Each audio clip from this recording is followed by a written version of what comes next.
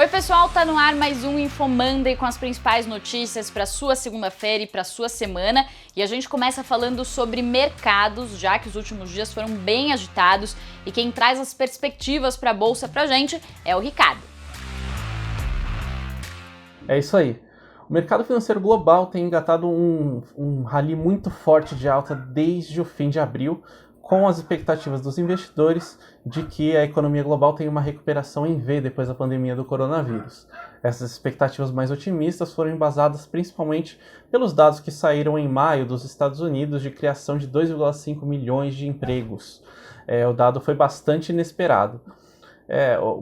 No entanto, nesse último feriado de Corpus Christi, as bolsas caíram com as preocupações de que haja uma segunda onda do coronavírus e também depois das falas do presidente do Federal Reserve, Jerome Powell, que não apareceu tão impressionado assim com o número de empregos nos Estados Unidos. Ele falou que diversos desempregados vão continuar com dificuldade de se reinserir no mercado de trabalho por conta das dificuldades pelas quais o país ainda está passando, com diversas indústrias ainda patinando para tentar retomar suas atividades. Nas próximas semanas será muito importante ficar de olho então na evolução de número de casos de coronavírus, tanto lá fora quanto aqui no Brasil, nos estados que estão flexibilizando a quarentena. Isso será muito importante para ver se tem fundamento essas preocupações com uma segunda onda da doença. Aqui no InfoMoney temos diversas matérias que vão falar sobre as perspectivas dos analistas com relação a para onde a bolsa vai daqui para frente. E agora a Bia vai falar um pouco sobre o Petros, o fundo de previdência dos funcionários da Petrobras.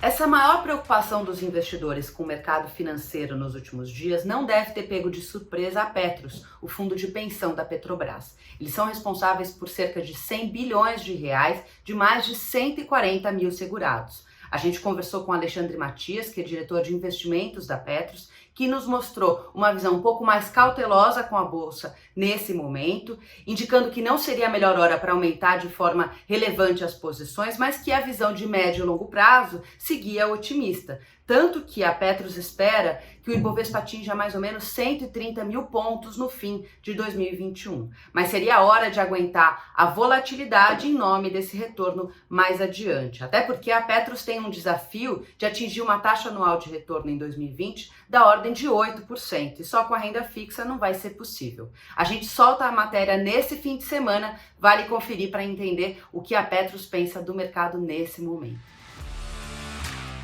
Bom, e na política temos bastante assunto. No Judiciário, o Supremo Tribunal Federal retoma aquele julgamento da validade do inquérito das fake news. Na semana passada, os ministros começaram a discutir o assunto, ouviram as partes envolvidas e o ministro relator da ação, Edson Fachin, proferiu seu voto. No voto, ele defendeu a validade do inquérito, mas defendeu alguns limites às ações aí do relator das investigações, que é o ministro Alexandre de Moraes. Vai ser importante acompanhar qual que vai ser a posição dos ministros, que isso vai definir o tamanho das investigações, o tamanho desse inquérito ao final do processo e também qual que vai ser a posição do Supremo Tribunal Federal nesse assunto que interessa tanto o presidente Jair Bolsonaro.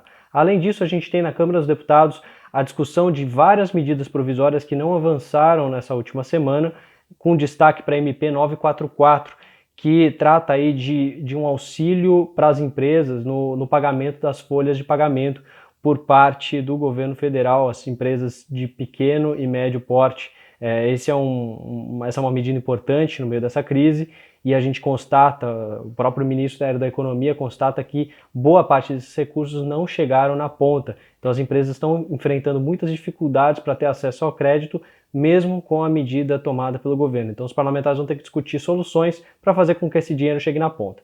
No Senado Federal, a discussão é sobre a MP 936, que já em tese o prazo foi concluído, mas a discussão é para prorrogar a validade dessa medida provisória, que trata de redução de jornadas de trabalho e redução de salários proporcionalmente. A ideia é tentar manter o texto para que ele não tenha que voltar para a Câmara, e aí o Poder Executivo pode prorrogar o prazo sem a necessidade de discussão novamente da matéria. É importante acompanhar esses assuntos que vão definir aí mais políticas, novas políticas do combate ao novo coronavírus nas próximas semanas.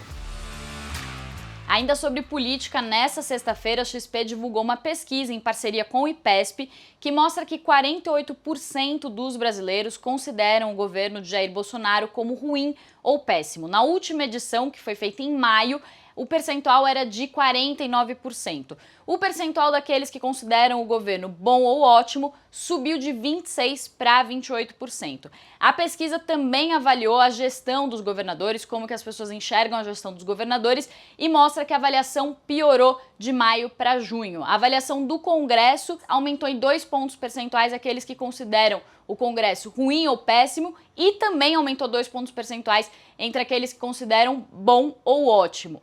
Mas, mudando de assunto, reta final do imposto de renda, faltam praticamente 2 semanas para o prazo final de entrega da declaração e a gente está respondendo perguntas diárias de leitores no infomoney.com.br. Na segunda-feira a gente vai fazer uma live às 6 da tarde, então mande suas perguntas, deixe suas perguntas aí ou nas redes sociais. E nesse fim de semana, nesse sábado, a gente vai mostrar quais são os dedos duros do IR. São bancos, são imobiliárias, são empresas que mandam suas informações para a Receita Federal para que a Receita cruze esses dados. Então são essas empresas e essas entidades que podem te fazer cair na malha fina. E esse foi mais um Info Monday com tudo que você precisa saber para começar bem a sua semana. E acompanhe também todas as notícias de finanças, mercados, carreira lá no nosso site, infomoney.com.br. Obrigada pela audiência e até a próxima. Tchau, tchau!